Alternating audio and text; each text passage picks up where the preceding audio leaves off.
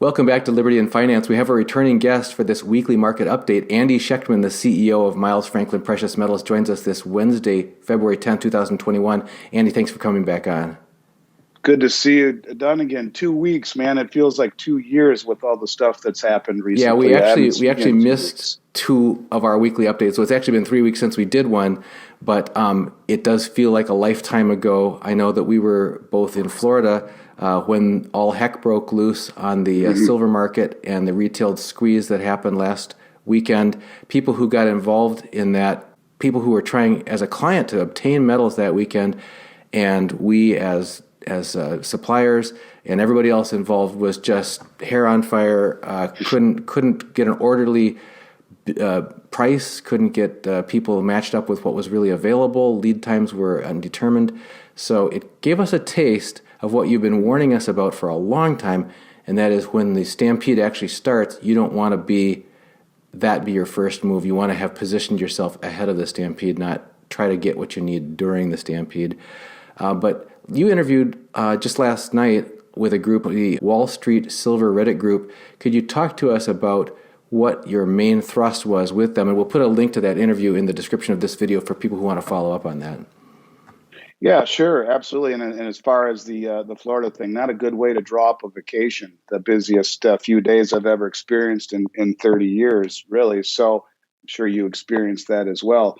Yeah, the Wall Street Silver Reddit group was fascinating. The whole movement is fascinating to me, and it's really been very enlightening to me to see what this millennial group. They're very industrious. They're very shrewd. They work well together, and they've created an impact. They have really woke people up across the gamut. Even people who aren't even into precious metals have been awoken, I think, by what the market is really all about, that it resembles more of a casino where the rules favor the house versus the little guy.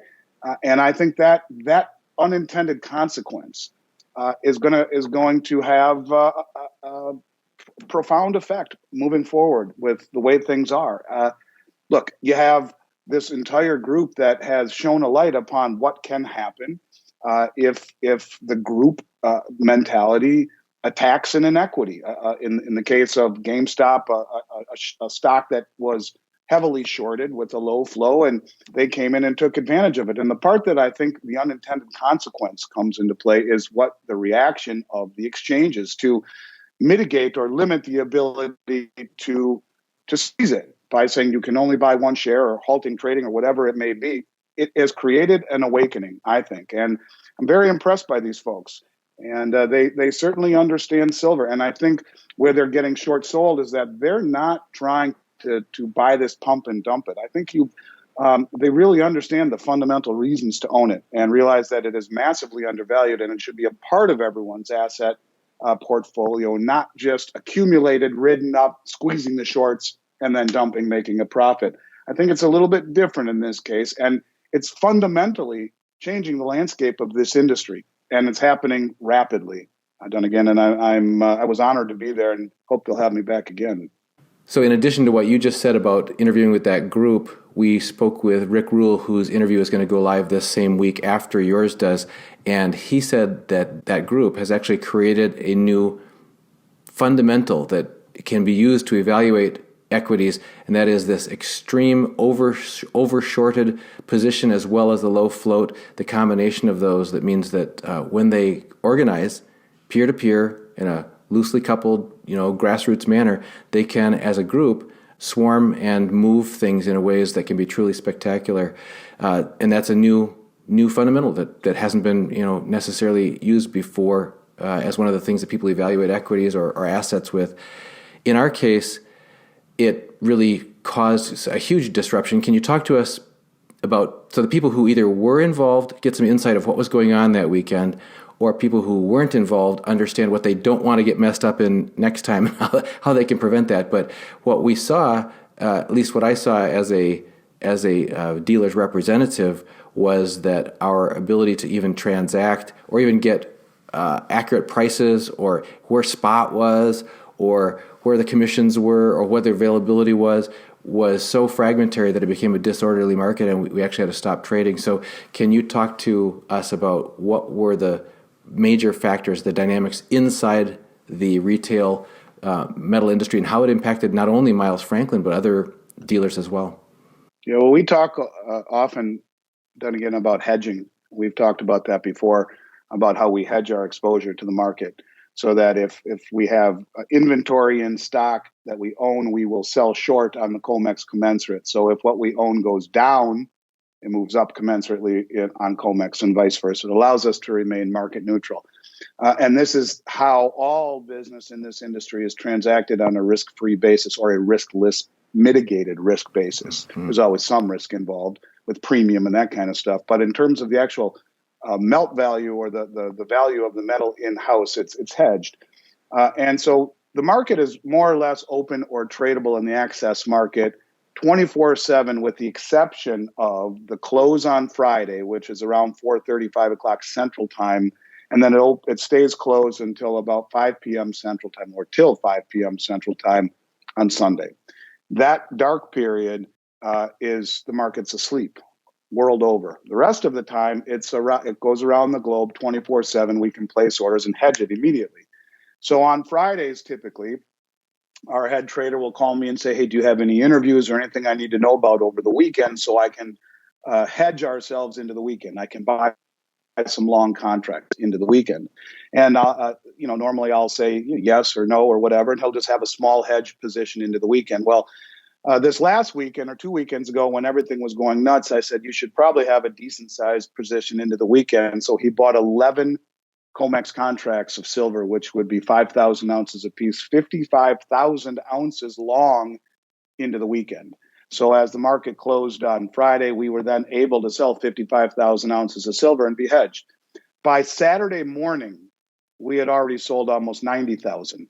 By that time, most of the online companies were already shut down for the weekend, and I'll explain why. Most people thought they were out of product, and some might have been. Certainly, if you look at the inventories of a lot of the online companies who publish it, the cupboards are very bare. Yeah, you think the name of some of these products is Notify Me. Right. Well, exactly. And in this case, we have really decent inventory, but the problem is that at that moment when my trader called me and said, do you realize that we're already 35,000 ounces naked exposed to the open? I said, geez, people are talking about this market gapping up $10. Well, that would be a $350,000 loss at the open. As it is, we lost $40,000 or thereabouts when the market opened. We could not hedge that position. That's part of the game in this industry. You want to take the business, you take the risk. We did. We paid for it, but that's just the way it goes. And it just bears mentioning when you talk about long and short. When you're long a position, you can only lose what you put up. But when you're short, you can lose multiples of that. You get margin calls that can bankrupt people. And that's why the big online companies shut down on Friday, because if they would have, let's say, overextended themselves by 200,000 ounces, let's just pick a weird number, a big number, and the price opened up by, $20, gapped up all of a sudden by $20, all of a sudden they're out several millions of dollars. It can bankrupt a company like that. And they get margin calls, and if no one's selling it, it compounds, and it's a very scary thing. So selling short is always something scary. So anyways, I digress. The bottom line is simply this, that what had happened is that we had to shut down for the first time in 31 years, Saturday night, Saturday afternoon, because of that, because we could not hedge it, which brings into focus what would happen if there was a real severe COMEX problem. There would be no hedging. It would be cash first before any orders are locked in. But that is a result of this Reddit group shining a light upon, this market. And the amount of demand that we had was bigger than anything I've ever seen, and I thought I never would ever see anything busier than last February, March. Right. That was child's play, in my opinion, compared to what we saw over the last few weeks. So, and that's not just here; that's every dealer in the United States felt the exact same thing. What does that tell ordinary people who've been either on the fence, waiting for a dip, waiting for a clear time when they should make their move? Because I encountered, it was interesting. It's a study in human nature, human psychology. I encountered multiple clients who were agitated, asking questions like, "Well, I just purchased the same product last week. Why can't you give me the same price?" Or, I purchased it last week, and you said you had it in stock and you could ship it within a week, and now you're saying it's 3 weeks out, or that sort of thing. Or I paid with a wire, so why shouldn't I get my stuff shipped right away? That phenomenon of waiting until the crowd is making it evident that there's no more time to wait puts everybody in a tough spot. But could you talk to us about I mean, I know we were both here back in October, November, December saying, hey, these are the quiet times. This is you called it the eye of the storm. And you said all it'll take is one event. We didn't know what that event was going to be. But what additional light could you shine on that?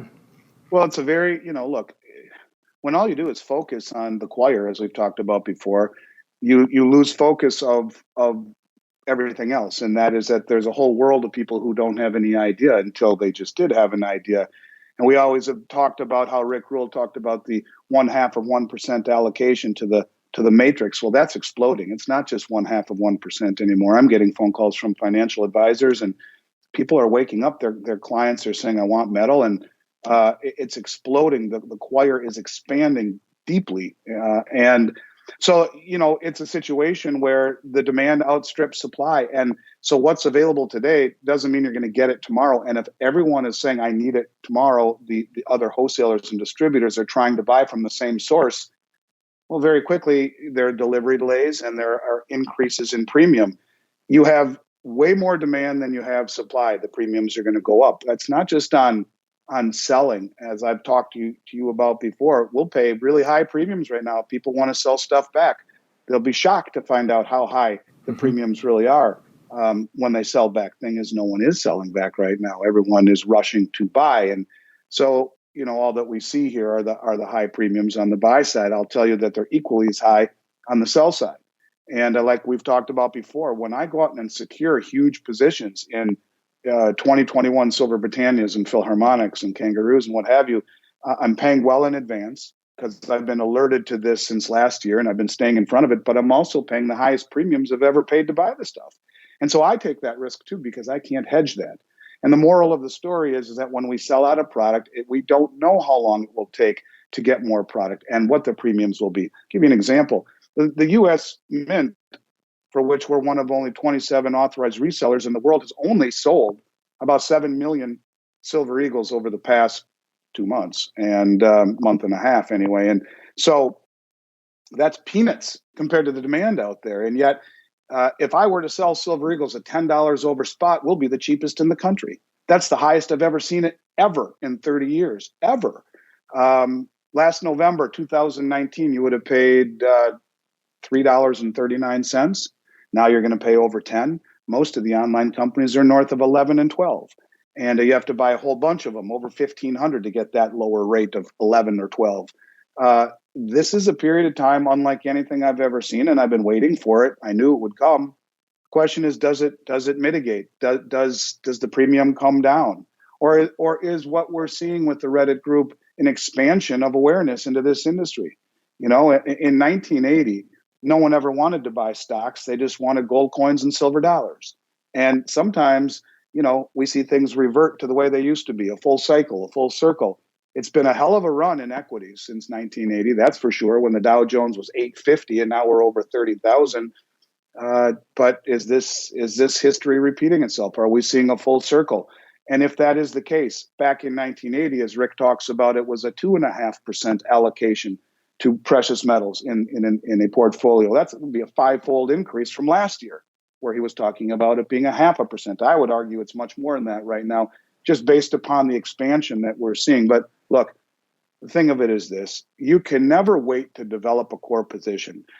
If you have a core position, then you have the luxury of buying on the dips and cost averaging. But for people waiting for the price to come down to develop a core position, I would submit it's very risky. There's just as big of a chance as the premiums continue to escalate and run away as there is of them normalizing. And they'll normalize if life gets a little bit more normal. The question really becomes, is life becoming more normal, or is it anything but that? And so I'll tell you, in this industry, we've never seen anything like it in terms of demand, expansion of it, premiums, delivery delays. Gold Eagles, Gold Buffaloes are nearly impossible to get. The Royal Canadian Mint, you're 8 weeks out nearly on getting 2021 gold maple leafs. I mean, these are things that you don't see the second week in February, ever. I mean, maybe in November. But to see brand new 2021 allocations of gold maples and buffaloes being that hard to get is that's something no one's seen before. I called one of the biggest distributors in the world to inquire on 500 gold eagles and 500 gold buffaloes in a sealed box. They had to call me back only to tell me they couldn't find the buffaloes, and the eagles they could maybe get in a couple of weeks. So this is week 2, February. That doesn't happen unless something fundamental is changing. People are also confused sometimes when they call up and say what they've seen on many of the other dealers. When they go to these various major online dealers, they see the sign saying out of stock, out of stock, out of stock, or notify me, that kind of thing. So we'll get a call from a client saying, what do you have? Do you still have product available? Can you clarify for people the difference between in stock versus when we can go ahead and lock orders on committed shipment that we're expecting to receive from the mint or from major suppliers?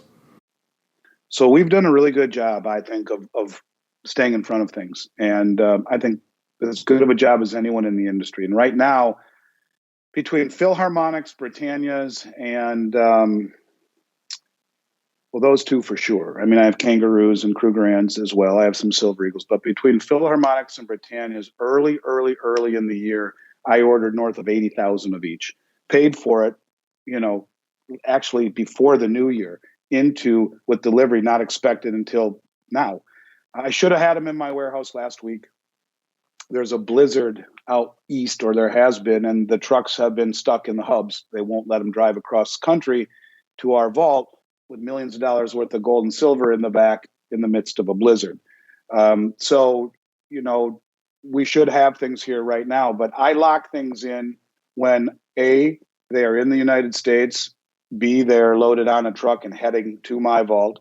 I can't deliver them until they have been received, unpackaged, accounted for, and then segregated into the individual orders.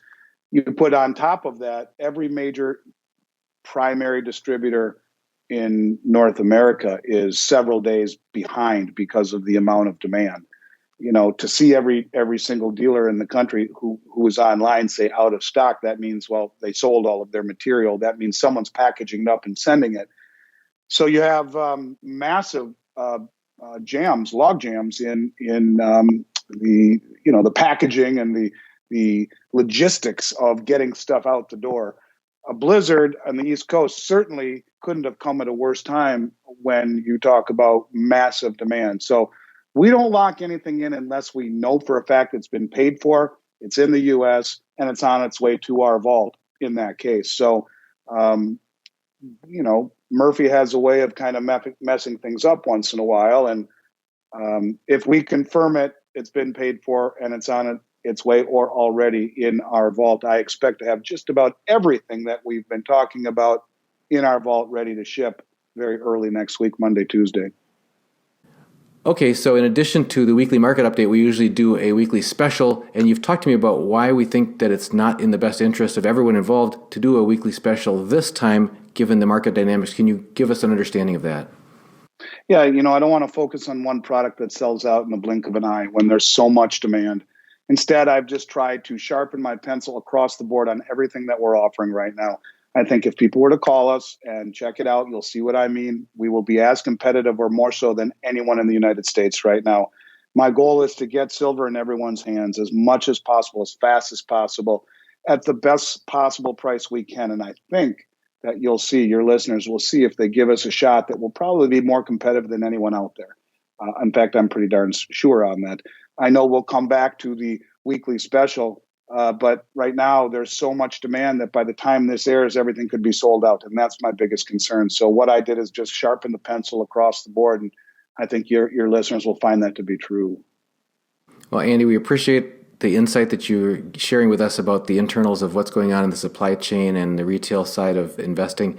And just always grateful for you joining us here on Liberty and Finance. And folks, if you want to make sure that we don't lose track of you, please go to libertyandfinance.com, and over on the left-hand margin, put in your name and address. Email address. We'll put you in our free newsletter so you'll get updates on all of our guests, including Andy, all the other guests, and any resources and links that they provide. And Andy Schectman, CEO of Miles Franklin, thanks for joining us again here on Liberty and Finance. Yeah, thank you, Dunnigan. And, just one last thing, with all those guests, you've been providing such a wealth of information for such a long time, and it's beginning to really, really be more and more important to listen to all the people that you have on your show. So not only am I a big fan of what you're doing and never miss an episode, I'm honored to be here and to work with you. So thanks again. You have a great day, and we'll look forward to checking back next week. Thanks, Andy. You got it.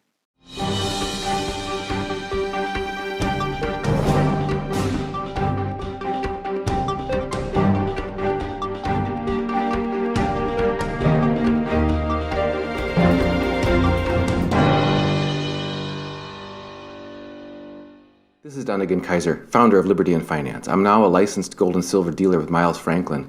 Call me directly for the physical gold and silver that you need at the best price with personalized, private service from one of the oldest and best respected companies in the business. 30 years strong, A+ rated by the Better Business Bureau, 0 complaints, licensed and bonded, insured delivery or vault storage or IRAs, excellent prices, privacy and confidentiality, pay by check, money order, ACH or wire, satisfaction guaranteed. Call me directly at 419-819-9209 or my associate at 310-562-6400 or email us at kaiser@milesfranklin.com. If you've decided that now is the right time for you to protect your family's financial future by acquiring physical precious metals, gold and silver, I'm delighted to let you know that I have now become a licensed dealer's representative for Miles Franklin, one of the oldest and most trusted names in bullion dealerships. And we can provide you with physical delivery to your personal possession or to professional vault storage or precious metals IRAs. Just email me at libertyandfinance@protonmail.com and please include your name and phone number in your email to libertyandfinance@protonmail.com. We'll get right back with you and find out how to best meet your needs so that you can either begin or increase your acquisition of physical precious metals now and protect your family's future starting today. To acquire gold and silver, just go to libertyandfinance.com. When the main site comes up, click on Bullion Sales. That's libertyandfinance.com, Bullion Sales. You'll see my name, Dunnigan Kaiser, my phone number, and my associate, Kaiser Johnson, his phone number, our email, libertyandfinance@protonmail.com.